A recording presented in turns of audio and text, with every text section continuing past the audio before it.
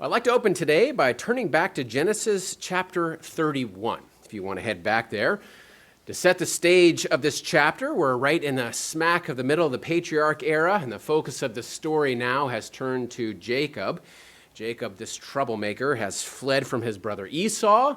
He's gone all the way to his uncle Laban's house, and he's been earnestly working off some debts through manual labor in order to marry Leah and Rachel. By the time we get to chapter 31 here, we get to kind of a critical junction in the life of Jacob where he can no longer stay with Laban. And he's ready to pack up his wives, his possessions, and just hightail it out of town. I want to pick it up in verse 1 here. Genesis chapter 31, starting in verse 1. Genesis 31, starting in verse 1. It says, "Now Jacob heard the words of Laban's sons, saying, Jacob has taken away all that was our father's. And from what was our father's, he has acquired all this wealth. And Jacob saw that the countenance of Laban, and indeed it was not favorable towards him as before. And then the Lord said to Jacob, Return to the land of your fathers, and to your family, and I will be with you. So Jacob sent, and he called Rachel and Leah to the field, to his flock, and he said, Look, I see your father's countenance. It's not great right now, and at least not as great as it has been, so we need to get out. So they need to go. Laban's not happy. Things are starting to turn sour here. So it's time for these two groups just to separate, go their separate ways. So Jacob tells everyone to get ready, get their things, pack up, let's head out. Let's drop down to verse 17 now, still in Genesis 31. It says, Then Jacob rose and set his sons and his wives on camels, and he carried away all his livestock, all his possessions which he had gained, his acquired livestock, which he had gained in this town, to go to his father Isaac in the land of Canaan. Well, now here in verse 19, we get a little sidebar that is easy to skip over, but I want to notice what it says here. Verse 19, it says, Now Laban had gone to shear his sheep, he's way out in the field, and Rachel had stolen the household idols that were her father's. Okay, it's a little strange to steal those idols. Maybe she had an attachment to them of some kind. Maybe she was just trying to get back at her dad in some way. It doesn't really say here explicitly. Seems though that maybe Jacob didn't instill this soul worship of Yahweh flawlessly here if these household idols were still a draw. But we do have to keep in mind the context of that time. It was not unusual in the ancient Near East to have several layers of gods. You could very much have a national god. You could have a regional god.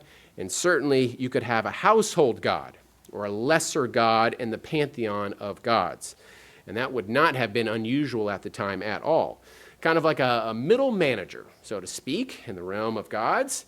He was not too important so that he would still hear their request, but he was important enough that he could still get a few things done. That's kind of the bucket that these household idols fell into. So Laban, he chastens after them. He says, It's okay to leave. I get it. You can go now. But you got to take my idols at the same time? Let's drop down to verse 32 now, still in 31. Verse 32 of chapter 31, this is Jacob responding. He says, With whomever you find your gods, do not let him live. I don't think he knew about this Rachel issue yet. In the presence of our brethren, identify what I have of yours and take it with you. For Jacob did not know that Rachel had stolen them. And Laban, he went into Jacob's tent, and he went into Leah's tent, and the two maids' tents. He didn't find them. And he went out of Leah's tent, and he entered Rachel's. Verse 34. Now Rachel had taken the household idols. She put them in a camel's saddle, and then she sat on them. And Laban searched all around the tent. He didn't find them. And she said to her father, Let it not displease my lord that I cannot rise before you. For the manner of woman is with me. And he searched, but he didn't find those idols. So my question is, why is this story in the Bible? The Bible is such an interesting and a unique book. And sometimes it feels like a really long book. Like it goes into a lot of minutia and minute details about some topics. Other times, though, it feels like a very short book. And it will just gloss over huge topics or giant time frames without much or any commentary at all. So here we have this story about household idols. And this feels a little bit like it could have been cut from the first draft of the Bible and made room for something else. Well, the people of the Old Testament generally, and certainly including the nation of Israel specifically, but throughout the time of the people God worked with, God showed that they had an issue with idols. And here it shows that it was an issue even with this family, even at this time. But the really interesting part of this story, and one of the reasons why I love the Bible and think it is so awesome, is that wrapped into this story is also a subtle commentary about the worthlessness of idols, all wrapped into an account about someone really seeking after them. And here in this story, the idols are shown to be pathetic. They failed 3 times. They couldn't keep themselves from being stolen. They couldn't keep themselves from being sat on, which was a grave insult in that culture. And third, due to Rachel's bodily functions, they couldn't even keep themselves from being ritually unclean. That's 3 strikes for these idols. For an object that had some type of hold on, at least Rachel, the writer is demonstrating that they were in reality a sad, worthless nothing. If only it were that easy for the rest of the people in the Old Testament to come to that same understanding. Today, I'd like to talk about the second commandment. That commandment, as we will read shortly, deals with idols, and it is an issue that plagued the nation of Israel from start to finish, from the time they were led out of Egypt all the way till when they were carted off into captivity and everywhere in the middle. It's an issue that gets revisited over and over and over again in the Bible. But also, at the same time, it's a commandment that can also feel a little bit, at least on the surface, like it's not also super relevant for us today. I mean, we aren't carving statues. I wouldn't even know how to make something out of wood and cast it in bronze, even if I had all the honey in the world. And frankly, the idea of building something, getting down on my knees and worshiping it, that seems so far-fetched, so antiquated, so ridiculous, that it's hard to know how this commandment really applies into my daily life anymore. And even secular, non-religious people, they're not going to keep the other commandments. They're not going to keep the Sabbath or something like that. But I guess they kind of get to check this one off by default, I guess, because they're also not making idols or worshiping them. So I guess they just get a free pass on commandment number 2. Well, I'd like to propose to you today that this commandment is still very much applicable to us. It's talking about worshiping carved images, of course, but also it's about so much more. It's a key component about how we relate to God, how we understand who he is and what he is all about. And of course, it's an important facet on how he wants our relationship with him to function. It's so much more than just about sculpting a stone exclusively. So let's go back to the actual commandment in Exodus chapter 20. This is one of the scriptures, one of the commandments that is the exact same in Exodus 20 and Deuteronomy 5. As you know, not all of them are identical in both places, but this one is. And as you're turning back there, I thought it was interesting that while we call it the 10 Commandments, they're never actually called that in the Bible. There are a few places where our English translation renders that 10 Commandments. There's one in Exodus 34, verse 28. There's another one in Deuteronomy 4, verse 13. But the literal meaning is the 10 words. And just what those 10 words are is subject to a lot of debate over the years. It's one of the contributing factors about why there's a disagreement in the numbering system of the commandments, and even in some cases, the total number of what those commandments are. Now, we've come to consider it the second commandment, of course, and it starts in Exodus chapter 20, verses 4 and 5 and 6.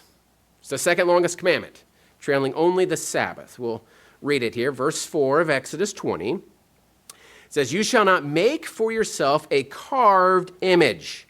That's patzel.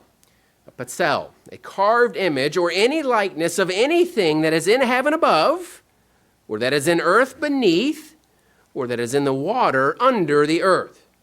Verse 5, you shall not bow down to them nor serve them, for I, the Lord your God, am a jealous God, visiting the iniquity of the fathers on the children to the third and fourth generations of those who hate me, but showing mercy to thousands of those who love me and keep my commandments. So there's a lot to unpack here just in these 3 verses. Interesting that it explicitly mentions these 3 different areas: heaven above, earth beneath, and waters under the earth. In the ancient Near East, these 3 divisions were often used to describe the different components of cosmology as they understood it. You had heavens, or up in the sky, and that's not just exclusively birds and things like that. It included that, but also spirits or heavenly bodies or things that are just kind of up there in a different realm. The earth beneath would be all the physical things that people would interact with all the time and touch with and could see. And the waters beneath, that's sea creatures, of course, but not exclusively. The people of the time would also understand that to mean things of the dead or things of the underworldly sort of areas. In other words, God is using language that they would have understood to mean every possible thing. Every possible thing. God is very explicit. He leaves it in very clear terms. Nothing physical, nothing metaphysical, nothing mystical, just nothing. Full stop. And it's interesting to me that this commandment is also in Islam as well. And if anything, the Islamic religion takes this to a little bit more of an extreme. They're definitely more strict in this interpretation, which is why if you look at any of the artwork in the centuries after Islam started, you won't see any depictions of anything living at all. When Sarah and I went over to Egypt and the Middle East and we visited Islamic areas, and you see all these intricate geometric patterns and things that are designed in that way. And one of the reasons is because the artists specialized in that art form, because they weren't drawing anything or depicting anything living at all. Now, we understand that this commandment is not prohibiting the drawing or the painting of any living thing. You don't have to turn back there, but just a few chapters later in Exodus chapter 20, God gives directives on the tabernacle design, and he tells them to include heavenly things. That includes the cherubim, and also includes regular physical things like oxen and plants and things like that. So it's not just about drawing or representing living things in general, but it's about a worship context, depicting God as something created, or creating something and using that in a worship context. So I want to take this commandment and I want to come at it from 3 different angles today, 3 different perspectives on what this commandment can mean to us modern day Christians. The first is that idolatry can include desires that overtake our relationship with God. Idolatry is any desires that overtake our relationship with God.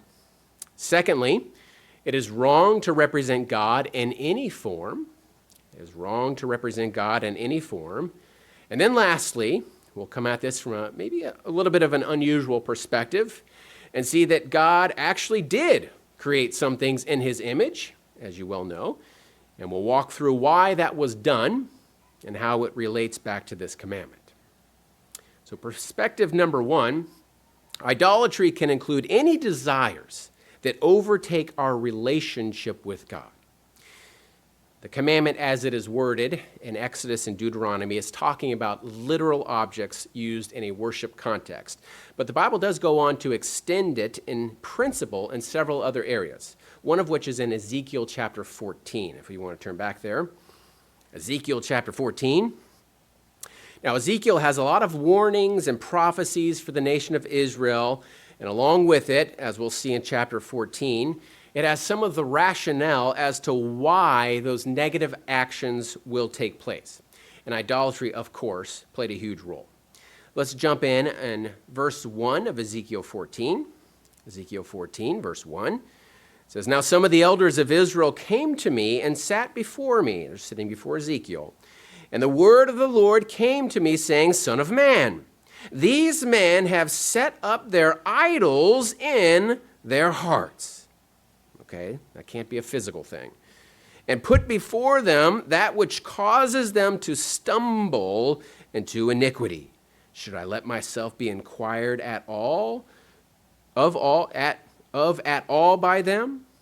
So obviously this was in a figurative sense here. These weren't literal idols crafted from a physical material, but rather it was desires that they had driven into their heart or their emotional core that was in direct contradiction to God's way of life. Verse 4, therefore speak to them and say to them, thus says the Lord God, everyone of the house of Israel who sets up idols in his heart and puts before him what causes him to stumble into iniquity, and then comes to the prophet, I, the Lord, will answer him who comes according to the multitude of his idols, that I may seize the house of Israel by their heart, because they are all estranged from me by their idols. As we know from the history of the Israelites, that certainly did include physical idolatry, but also included a whole bunch of other desires that pulled them away from that model nation they were supposed to be. Likewise, in the New Testament, this concept was also expanded upon. Peter mentions it in 1 Peter chapter 4. We don't need to turn back there, but it says that before conversion, we all spent too much of our energy and effort in lewdness, revelries, and idolatries. And that was written, of course, to the Jews, and they would have never put up a physical idol, but yet spiritual idolatry was still very much a factor to that audience. Now, I do want to notice a comment by Paul in Colossians chapter 3. You can head back there, Colossians chapter 3. Colossians chapter 3, we'll start in verse 1 here as well. Colossians 3, verse 1. It says, if then you were raised with Christ, seek those things which are above, where Christ is, sitting at the right hand of God. Set your mind on things above, not on things on the earth. So we're jumping into the thought here, but the focus is about changing your perspective away from worldly desires and instead refocusing on developing godly character. And how do you do that? Well, it's by showing love to your neighbor. It's by loving God with all your heart, all your desires. That's all of the commandments distilled. But what's the inverse of that? Verse 5. Therefore, put to death your members which are on the earth, fornication, uncleanness, passion, evil desires, and covetousness, which is idolatry. Because of these things, the wrath of God is coming upon the sons of disobedience, in which you yourselves once walked when you lived in them. So as a result, it is a right and a proper extrapolation to take the second commandment and apply it to desires that become a higher priority in our life.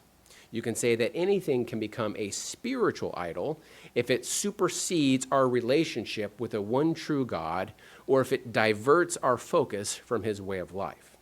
Just as physical idols redirected worship to something invalid, so can these spiritual idols redirect our attention and our focus to something equally invalid. But at the same time, the commandment also meant something very specific to the Israelites as it was given to them. And it's still very much applicable to us, even if we have no desire to go off and 3D print a new physical idol. That's perspective number 2, is it is wrong to represent God in any form. And I want to head back to the golden calf incident in Exodus, if you want to go back to Exodus 19. We're very familiar with this story, and it's quite interesting, at least to me, in the context of what Israel was experiencing at this time. And doubly so when we think about this whole experience that God was using as he drew them out of Egypt, that was designed to get the Israelites to think about their God in a totally unique way. He wanted to have a unique relationship with them, which was already a foreign concept for people at that time. And in order for that to happen, he has to get them to reset how they think this relationship can be. Reset everything that they knew about how the gods worked. And as we remember, they had just come out of Egypt not too long ago. They had made a trek across part of the desert here. And they have all these signs, all these wonders, all these miracles. And when they finally get to Mount Sinai, it was an overwhelming experience. I want to start in Exodus chapter 19, pick up the thread here. Exodus 19, we'll start in verse 1. It says, "In the 3rd month, after the children of Israel had gone out of the land of Egypt, on the same day, they came to the wilderness of Sinai." Okay, so there's this huge and great series of events that is culminating in chapter 19. This was a very big day for the nation of Israel. This was the day that they were really to learn that not just that their God was more powerful than the gods of Egypt, but rather that their God, this Yahweh, was entirely different than anything they understood a God could be. Let's drop down to verse 16. Still in Exodus 19, now verse 16. It says, "Then it came to pass on the 3rd day in the morning that there were thunderings and lightnings and a thick cloud on the mountain, and the sound of the trumpet was very loud, so that all the people who were in the camp trembled. And Moses brought the people out of the camp to meet with God, and they stood at the foot of the mountain. Now Mount Sinai was completely in smoke, because the Lord descended upon it in a fire. Its smoke ascended like the smoke of a furnace, and the whole mountain quaked greatly. And when the blast of the trumpet sounded long and became louder and louder, Moses spoke, and God answered him by voice." And at that point, we get the Decathlon, or the 10 words, or the 10 phrases, 10 commandments. Let's keep going now. Let's go to chapter 20, verse 18. Chapter 20, verse 18 now. It says, "Now all the people witnessed the thunderings, the lightning flashes, the sound of the trumpet, and the mountain smoking. And when the people saw it, they trembled and stood afar off. And they said to Moses, 'You speak with us, and we will hear. But, let's not do this with God, lest we die.'" So this was a remarkable series of events here. It had to be an amazing sight to behold. People are literally fearing for their lives. They're like shaking out of fear here.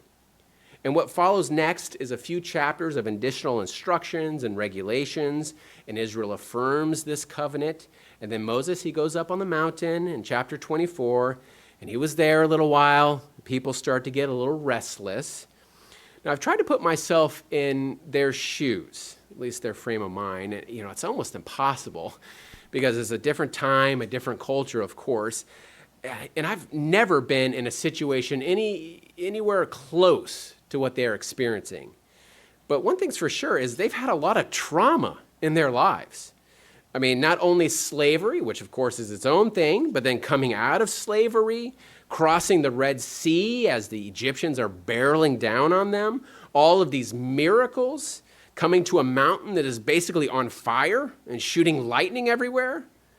I mean, I think they all would have needed a little bit of professional counseling at the end of this. But it's all within this context that we get to chapter 32 and the golden calf incident. And now I used to think, well, did they forget about God? But how could they? How could they? They were just fearing for their lives a second ago. They have not recovered from all of that trauma that they just experienced.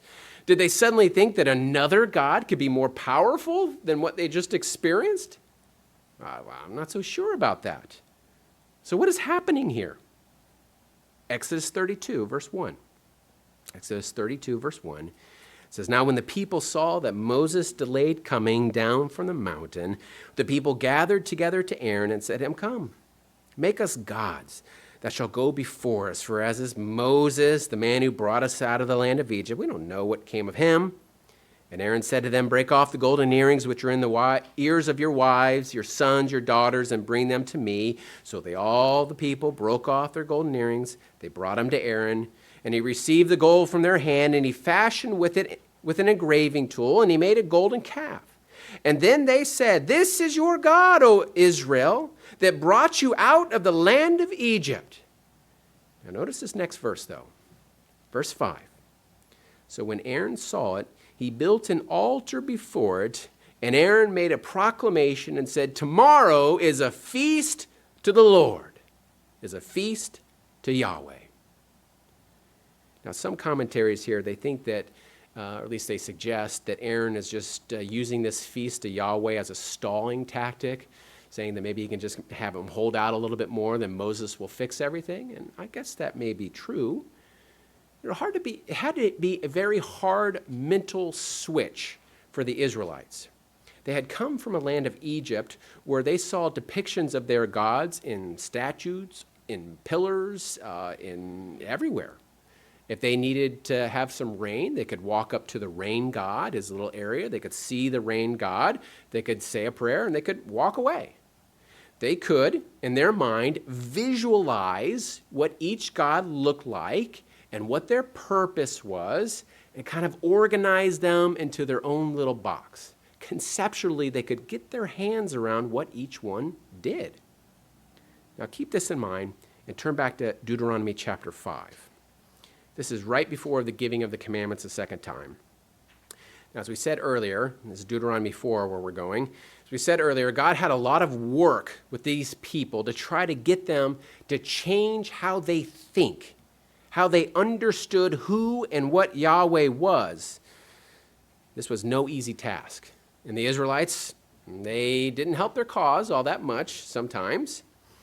Let's jump into Deuteronomy 4. The first part of this chapter is a recap of what we just discussed. Verse 11 is talking about the mountain that terrified them. Verse 13 is the Ten Commandments are talking about them. And we're going to start in verse 15 of Deuteronomy 4. Deuteronomy 4, verse 15, this is God speaking here. He says, "Take careful heed to yourselves, for you saw no form when the Lord spoke to you at Horeb out of the midst of the fire." Well, why? Why was that so important? "Lest you act corruptly and make for yourselves a carved image, a Betzel, in the form of any figure, the likeness of male or female, the likeness of any animal that is on the earth, or the likeness of any bird that flies in the air, the likeness of anything that creeps on the ground, fish, you name it."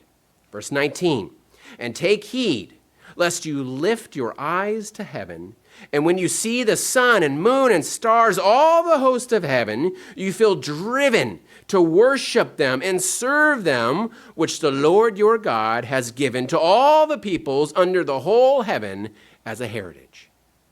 God's reiterating here, you didn't see anything. You couldn't fix an image in your mind and say, this is what our God now looks like, and this is what he does. You couldn't take some facet of God and visually fix it in a point in time. You couldn't take all that is God and reduce it down to something so small that it could actually be represented by an artist. In a much smaller example, it's like trying to demonstrate the luminosity of a diamond showing a picture drawn with crayons. Even if the Israelites had the best intentions, and I'm not sure they did, but even if they had the best intentions and they wanted to worship Yahweh and only Yahweh, but they just wanted to represent him in a physical way in the image of a calf so that they could wrap their minds around it a little bit more. And in doing so, they have shrunken the all-powerful creator of the universe, something beyond creation, into something created, something small, something comparatively insignificant. Part of how God rescued them from the Egyptians was to painstakingly show through the plagues that he had power over all of the so-called Egyptian gods, that he was stronger, more powerful. And when he took them out to Mount Sinai and he thundered out his commandments, he was equally painstakingly showing them that they needed to think of a God not just as an object, but in terms of what his character is and what the relationship he wanted to have with them. One of our commentaries has this to add. This is from the UCG booklet. It says, "A physical image, a painting, or picture of a deity has neither life nor power. Even if we knew exactly what God looks like, which we don't, we could not design icons that would accurately portray the awesome power and radiant glory of God, as well as the many facets of his character revealed to us through his word. Sometimes God acts with gentleness and mercy, and at other times he acts with great wrath and might. He does not want us to perceive him as frozen in any one trait of personality or character to the exclusion of his many other traits. He instead asks that we read about him, learn what he is like, and then emulate him. Now, the commandment prohibiting idols isn't just about worshiping false gods through idols. It's even about how we worship the true God through a static representation that can never do him justice. Now, we have a good friend, Sarah and I do, that's in a different Christian religion, and we were talking about this sermon, actually. And one of the questions that came up was about idols, and I asked her why icons. If you've ever been to another church that has these icons that people use, I asked her why icons were not considered a form of idols. And this individual said that it's not the icon or the image itself that is being worshiped, but rather it is used to focus worship through an icon to the ultimate source. That's what she said. And I would propose that God does not want us to use any object that stands before him as a pathway, as a conduit to our relationship and our worship towards him. He made it very clear that nothing from heaven above, on earth below, or waters underneath, nothing that has ever been created or ever will be created can be used to worship the one that is outside of creation, the creator of all things. The last perspective that I'd like to focus on might be in a connection that you haven't thought of before. Because while we are told not to make anything in God's image, there are some things that were made in God's image. That's point number 3, or perspective number 3, is there are things intentionally made in God's image. There are things intentionally made in God's image. And as the commandment explicitly states, we are not to create a carved image or likeness of God, but again, there are at least 2 things that are created in the likeness of God. I'm sure at least one of them popped right into your mind right away, and it's in Genesis chapter 1. If you want to head back there. Genesis chapter 1. This is, of course, human beings. Human beings. Genesis chapter 1, we'll pick it up in verse 24. Both of these, human beings, and the second one we'll mention here in just a second, both are designed to help us connect back to that relationship with our Heavenly Father. Genesis 1, verse 24. It says, "Then God said, let the earth bring forth the living creatures according to its kind, cattle and creeping thing and beasts of the earth, each according to its kind. And so it was. And God made the beasts of the earth according to its kind, cattle according to its kind, everything that creeps on the earth according to its kind." So each was in its own little bucket, was for its own little purpose, and God saw that it was good. Verse 26. Then God said, memory scripture here, then God said, let us make man in our image. This word here is teslem. It's a different word.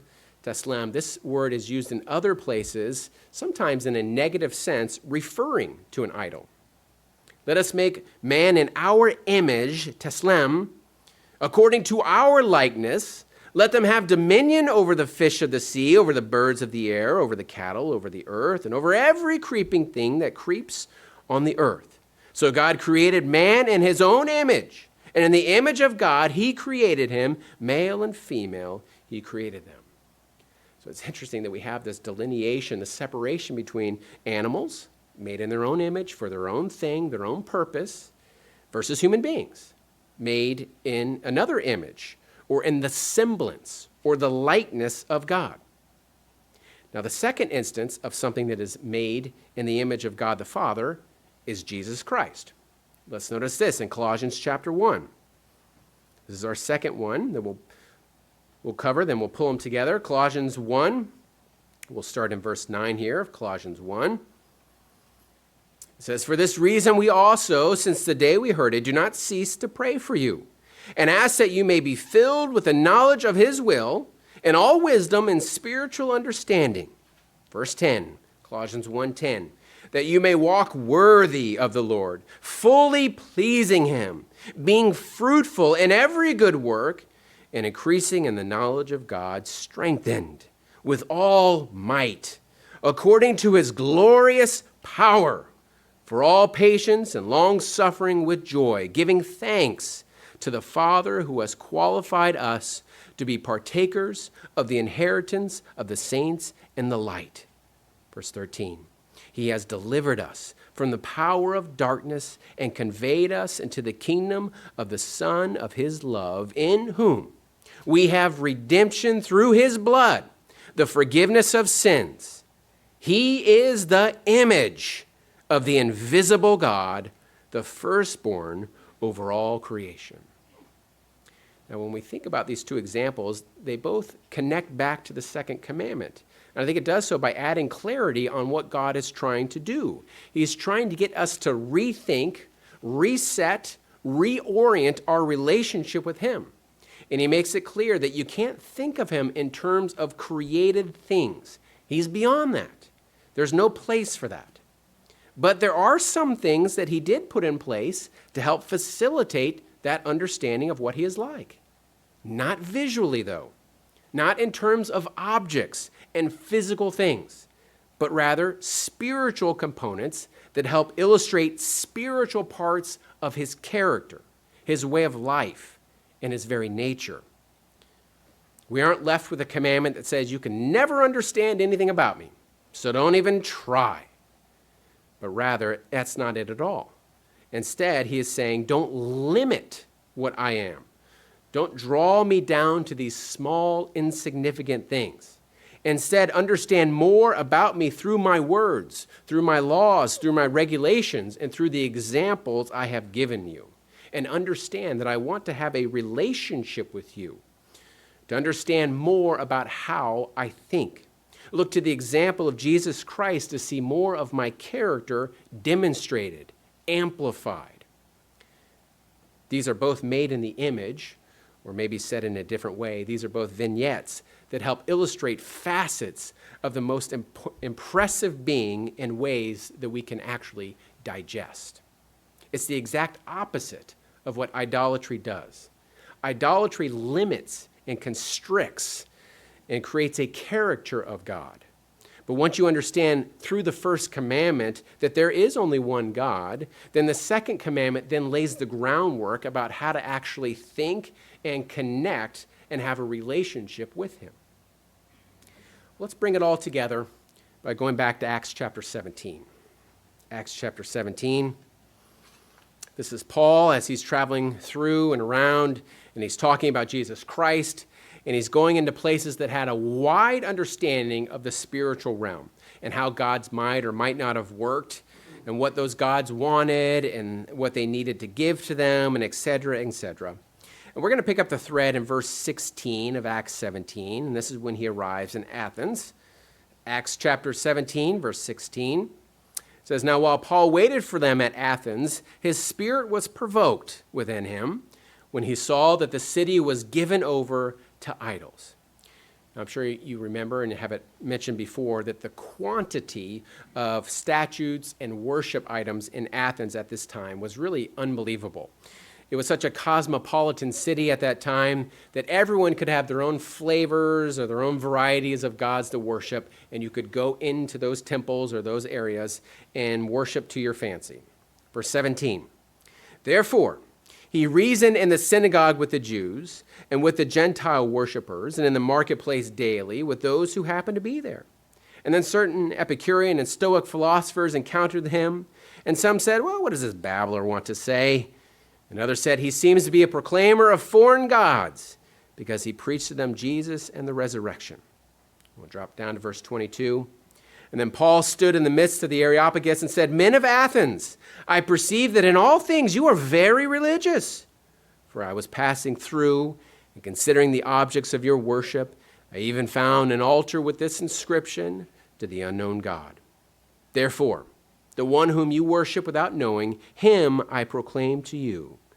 He would go on to say that it's not just that he's just another God here, one more to add to your pantheon of gods, or some slightly different flavor of God, but rather he was something totally different. Verse 24, God who made the world and everything in it, since he is Lord of heaven and earth, does not dwell in temples made with hands, nor is he worshipped with men's hands as though he needed anything, since he gives to all life, breath, and all things.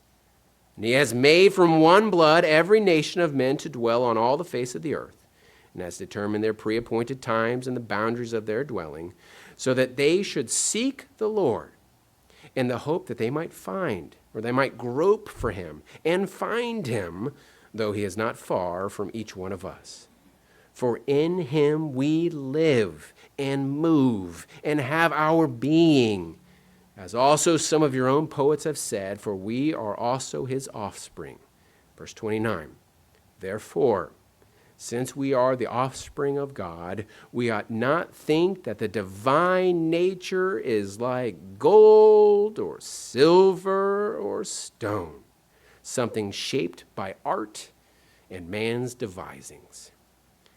To think that this God that gave life to all, that sustains all, that has no needs, but has all power, all might, how silly is it that that being could be represented in something like a statue or a drawing or a carving? Well, in conclusion, I wanted to quote from a book called Unveiling Mercy. Sarah gave this book out a little while ago. It's by the author Chad Bird. And in his book, he takes a Hebrew word each day, and he goes through and he elaborates on it. And so on day 78, he tackles patzel. That is the Hebrew word given for graven image or carven image back in our commandment. And he has this to say on patzel, quote, he said, in 63 BC, when the Roman general Pompey captured Jerusalem and he entered the temple, he must have been surprised to find no image of their God. His surprise would have been shared by any persons in the ancient world. All deities had statues, poles, carvings, or images, which served as a kind of visual rendezvous between the gods and their worshipers. No Yahweh, though.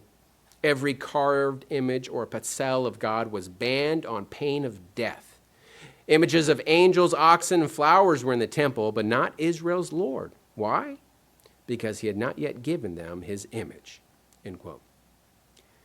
Now, the first three commandments specifically help to illustrate how God wants us to think about him. He is different than how we could possibly think of a God. Nothing can capture or to fully represent what he is in a physical form. And through these first three commandments, we understand that he stands alone, that there is nothing else like him, and that we respect his name. We cannot capture that understanding in a picture, in a carving, in an artifact, or you name it. Our God is bigger than all of that. And incredibly enough, this is the same God that sent his son to die for us and to have a relationship with us for all eternity. And if this is something that anyone can fully comprehend, you'll have to tell me how. But I am very thankful for it.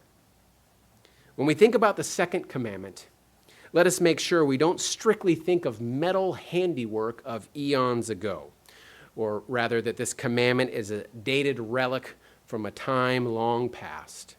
But rather, let us take to the heart that God is much bigger than anything that is created because he is entirely outside of creation.